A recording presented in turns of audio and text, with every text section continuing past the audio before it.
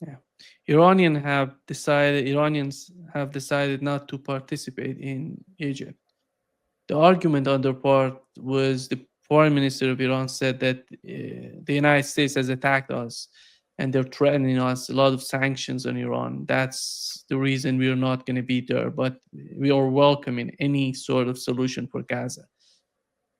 Do you see anything beyond that? What the foreign minister of Iran said in as the one of the main reasons that Iran didn't participate? I think there's a security reason, given the role of the U.S. in assassinating Iran's top leaders, given the role of Israel in assassinating Iranians, putting yourself in a country like Egypt that may not be able to provide security, given that Israel attacked the Hamas negotiating team inside Qatar, it would have been absurd to enter a scenario like that, and also given Egypt's coordination with Israeli intelligence and Israeli security, given the amount of Mossad penetration in Egyptian society. I think it would have been a huge risk.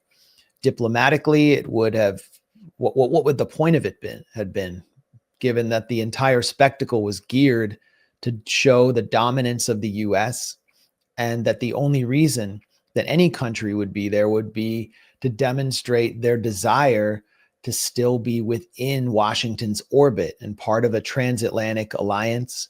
All the Arab states that were there depend on US aid, with especially Egypt. So Iran continued to demonstrate its independence from these hollow spectacles and from the unipolar vision that Washington seeks to project on the world by basically staying home. And that, I think, was the rational move. And I think that'll become clearer in the coming weeks as Trump refuses to exert leverage to actually make peace. And war begins to creep to Iran's doorstep, courtesy of Israel and Netanyahu. The main issue with Gaza is their their right to decide about their future. But that wasn't mentioned. That was not mentioned in the peace plan, in the so-called peace plan. There, the point number 19, it mentions that the United States considers the desire of Palestinians to have a state. Nothing more than that. What is that the issue? Why have they decided to agree with the United States if there is no mention of the Palestinian state in that document? I mean, Trump didn't even mention Palestinians in his Knesset speech. He didn't say, they've suffered enormously and you need to consider them as a people, like just as humans. He didn't say anything like that in the Knesset. They didn't exist. And then Mahmoud Abbas, what was the purpose of him being in Sharm el-Sheikh? I mean, his presence was completely diminished.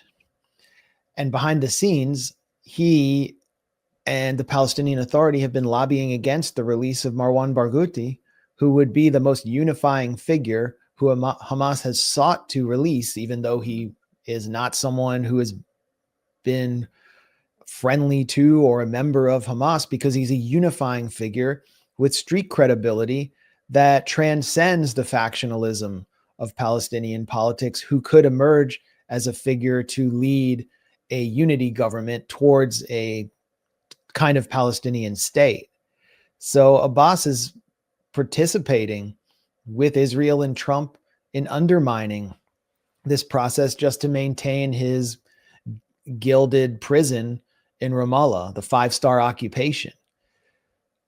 As far as the Palestinians, I mean, the issues of occupation and colonization were never addressed by Trump or by anyone in this entire charade. All that took place was a relief, a welcome relief to the killing and the release of 2,000 Palestinians, including 1,700 who were kidnapped by Israel inside the Gaza Strip since October 7th.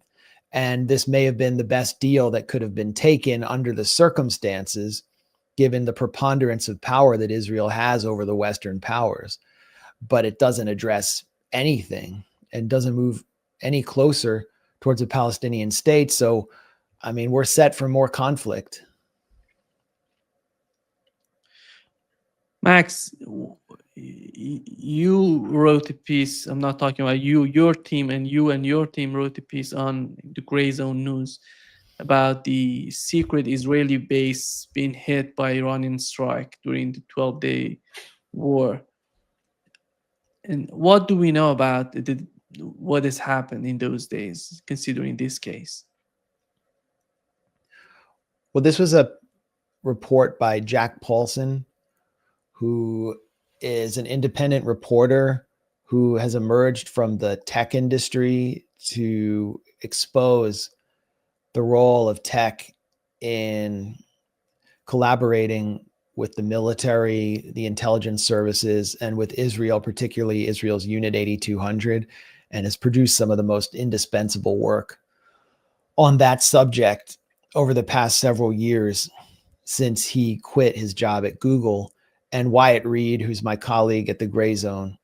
And what they did was they managed to geolocate Site 81, which is a hyper secretive de facto Israeli military base that provides command and control to the military intelligence apparatus of Israel.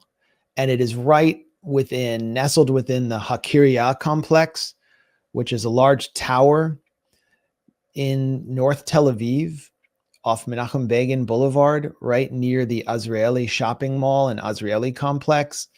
And it's surrounded itself by a series of residential towers, as well as the Israeli Air Force headquarters.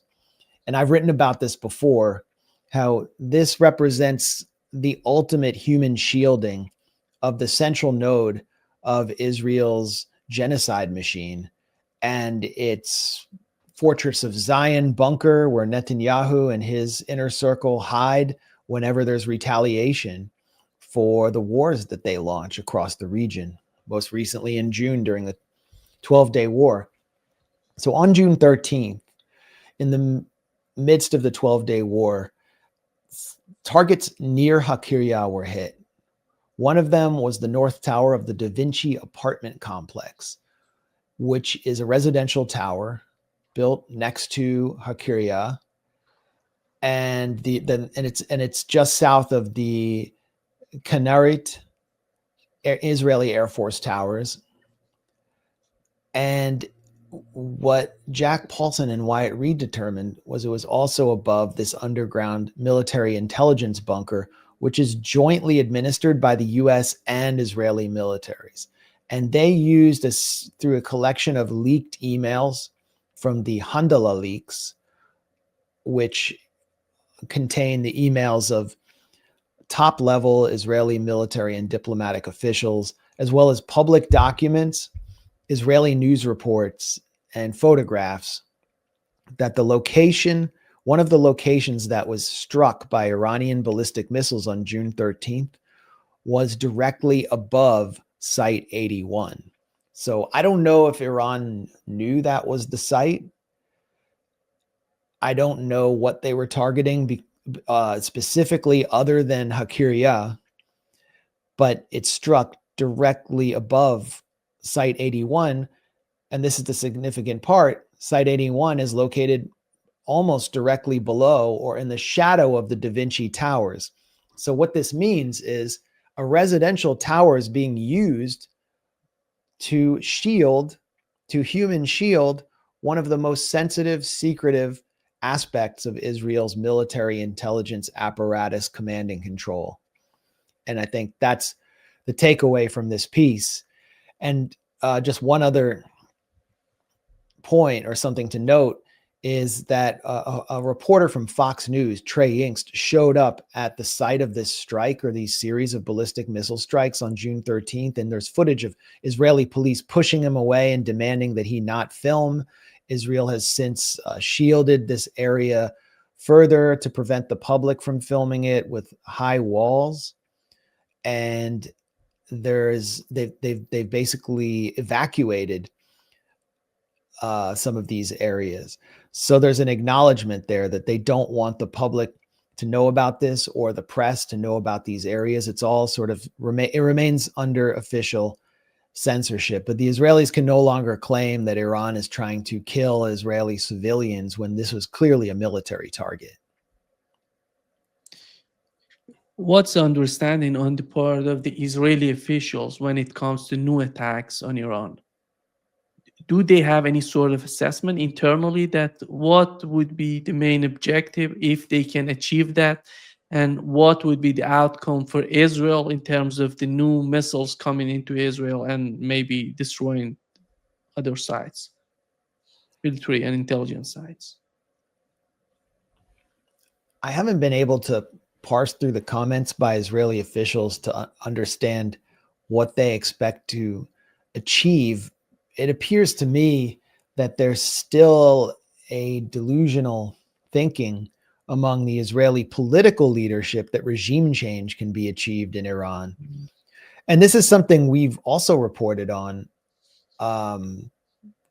We republished a piece by Jack Paulson exposing the fact that Mossad is increasing its online recruitment efforts of Iranians in the diaspora, especially in Germany, promising lots of lucrative payouts and opportunities to get their family out of Iran and to relocate them, to subsidize their housing if they can provide information on sensitive Iranian facilities, especially nuclear facilities. And so they're specifically recruiting Iranians in the diaspora, but also inside Iran, who work in these facilities.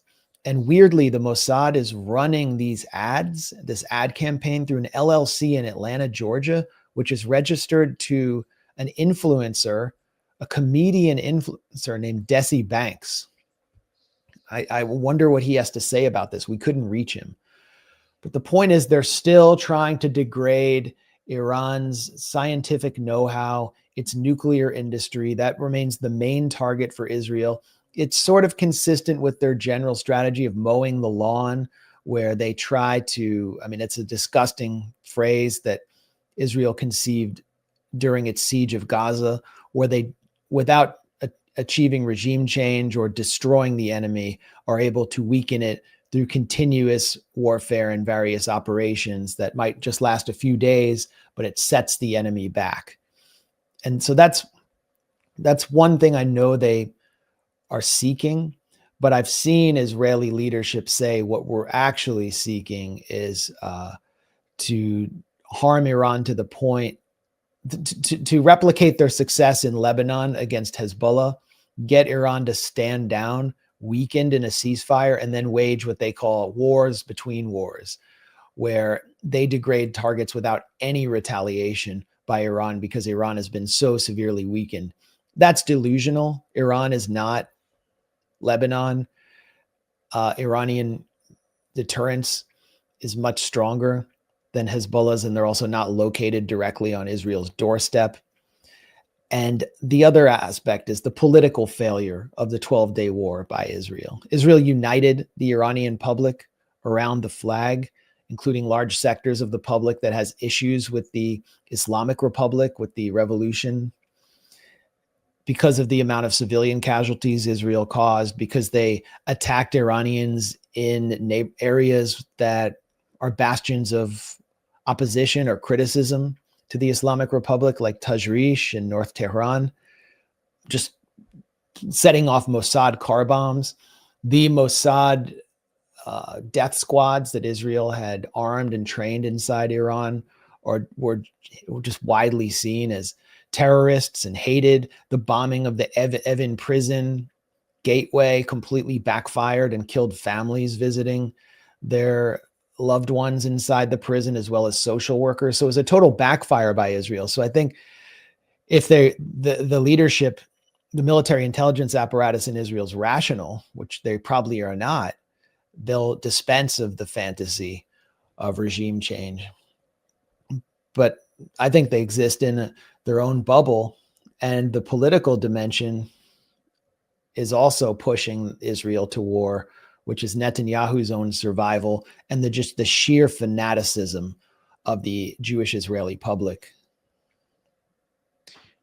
The Trump administration, when it came to power, has decided to go after Yemenis, Houthis. They said that this time going to be different. We're going to make them, feel how powerful the United States is. They went there, and after all, they have decided to withdraw from the Red Sea, Bab el Mandab, and that region. Do you think the same curves goes to the conflict between the United States and Iran? How do they feel? Do they feel differently, or they have learned something from the first phase of the war between the United States, between Israel and Iran, and then United States interfered? What is the point? Do you think that there are some people in the administration that they feel that they can defeat Iran, or they feel the same way that it was in the Bab el Mandab, in the Red Sea? That's not going to work. We're not going to go in that direction. I think the faction in the White House that believes it can defeat Iran was seated in the Knesset, or the figures were seated in the Knesset, one of them right in front of Miriam Adelson. And that was John Ratcliffe, who we identified based on comments from a Trump administration official at the Gray Zone as Mossad stenographer, someone who had convinced Trump that Iran was on the verge of producing nuclear warheads and actually even distributing nuclear warheads to Yemen's Ansar Allah, another WMD hoax. John Ratcliffe is essentially unqualified for any intelligence position, even in the House of Representatives. He was a backbencher and a small town lawyer from suburban Dallas. He represented a town of like 7,000 people outside Dallas, and now he's risen to the head of the CIA. And a lot of it has to do with backing from AIPAC as Israeli intelligence, and they essentially control his thinking, while the lesser known officials in the CIA make him feel important and manipulate him in their own way. So what was he doing seated in front of Miriam Adelson?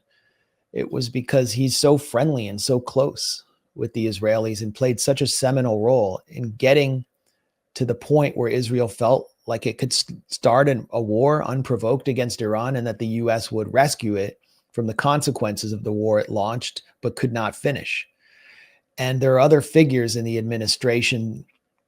The former CENTCOM chief, Michael Kurilla, was another figure that Israel loved. They called him Israel's favorite general. And it's shocking that a foreign country can have that much influence over the top US military brass, that they could even say that publicly. His replacement, I think his name is Bradley Cooper. He's I can't discern any difference between him and Kurilla. Pete Hegseth, he'll do whatever Donald Trump wants. He's just a Trump loyalist, and he's more concerned with humiliating woke generals for being fat and gay than he is with actual, geopolitics. He's basically a Trump loyalist. Then you have Trump, who's erratic, J.D. Vance, who said he's against war with Iran, and the American public, which is dead set against the war, including most of MAGA except for Fox News viewers over age 55, because Fox News has become a straight up vehicle for Israel. I think with all of these factions, it's politically perilous for Donald Trump to simply green light another Israeli war. And after this peace spectacle, I think it sets the clock back on an Israeli war. I think the clock was the timeline was set back as well by Israel's self-destructive strike in Qatar, but we still have to expect that another round will come, and Israel assumes that it has a much better chance of drawing the US in now than it will after a potential midterm election in which the Republicans suffer a humiliating defeat and the Democrats take control of the House and possibly even the Senate. So I still would expect somewhat in the near term the Israelis to attempt something. I just don't know what they're actually thinking. And I think we can all assume if they do launch it, it will be more violent and bloodier than the last round, and Israel will suffer a heavier blow, potentially with ballistic missiles and weapons that we hadn't even seen before. Max, before wrapping up this session, we have a new winner of Nobel Peace Prize, and Maria Corina Machado. Yeah. Yeah, she won. She somehow defeated Donald Trump. She's more important for the establishment than Donald Trump right now. Yep. And what is the case of the case of Venezuela? Because looking at 2021, it was the Russian opposition. 2022, it was Belarusian opposition. 2024, Iranian opposition, and right now Venezuelan opposition. What do they want from Venezuela? It's all about oil. It's something geopolitical, much beyond that. What's your take on that? Well, the Nobel Peace Prize now has to be renamed the Nobel War Prize because it is being engineered to give a green light to the U.S. war on Venezuela, a war which is currently underway, in which the United States is carrying out arbitrary extrajudicial executions of unknown Venezuelan citizens, branding them without any process, any legal process, as narco terrorists, killing them on the high seas. Maria Corina Machado has been awarded the Nobel War Prize after she endorsed Donald Trump's war on Venezuela, and after she signed a cooperation document with Netanyahu's Likud party and personally appealed to Benjamin Netanyahu to lead an Israeli invasion of Venezuela.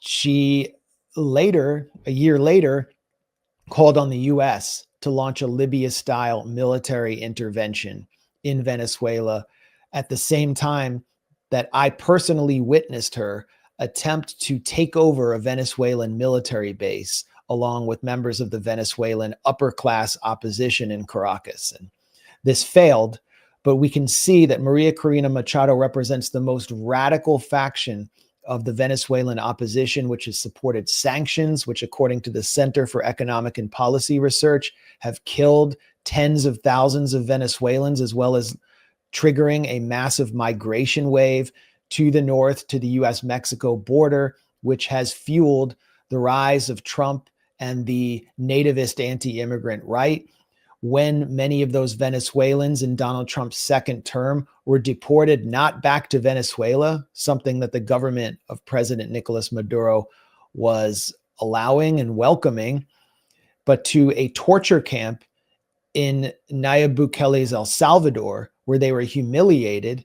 Maria Corina Machado stood not with her countrymen in Venezuela, but with Donald Trump. And this is consistent with Maria Corina Machado's entire career since she first emerged, leading a campaign called La Salida, in which she encouraged Venezuelans to call for regime change against Hugo Chavez and then Nicolas Maduro, which led to violent riots, which killed hundreds of Venezuelans. In La Salida, the parties and the political mechanism behind it was funded by the United States through the National Endowment for Democracy, which has hailed Maria Corina Machado's reception of the Nobel War Prize. Finally, Maria Corina Machado has openly promised that if the U.S. will push ahead with an invasion of Venezuela to place her in Miraflores Palace as the president, that she will hand over Venezuela's oil wealth and mineral wealth to the highest bidder. And it appears pretty clear that a coterie of MAGA billionaires has already assembled to plunder Venezuela, which is why Elon Musk suddenly turned into a pro-regime change fanatic on Venezuela after never having mentioned the issue before when Maria Corina Machado was running for president. So this is an award for war. It validates Donald Trump's illegal extrajudicial executions and the general push to plunder Venezuela's resources through a regime change war. And it totally discredits the Nobel Prize.